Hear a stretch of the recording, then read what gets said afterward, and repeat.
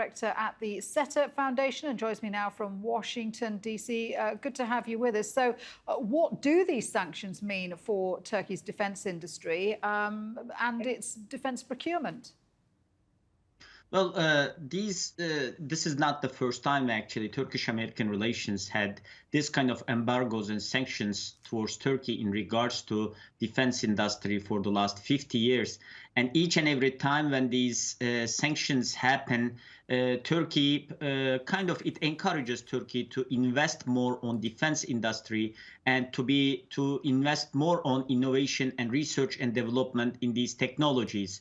It happened in the drones, it happened in air defense systems, and it happened before that about the military vessels that US refused to give to Turkey. So my guess is in the short term, it may generate some crisis, but those crises would be very short-lived, because I was in a program with President of Defense Industry a few minutes earlier, and he said they were expecting these sanctions and they had enough preparations to handle this crisis well. So it is basically we are expecting a short-term crisis, but in the long term, I guess, it will contribute for the nationalization of defense industry in Turkey.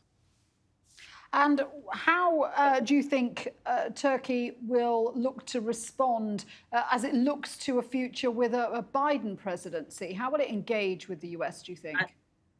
I think diplomacy is the solution here. As 400 crisis, since the beginning of this crisis, Turkey offered several different resolutions of the crisis, including a technical group, including buying Patriots, and including making S-400s a standalone program, not integrating to the NATO systems. But each and every time, United States refused to engage diplomatically to resolve this crisis.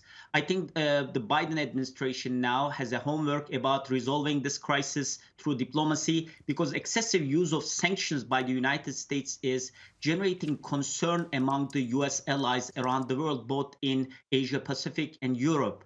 And I think a smart move by the Biden administration would be a silent diplomacy with Turkey to resolve this crisis, so that it would feed some confidence among the US allies around the world as well.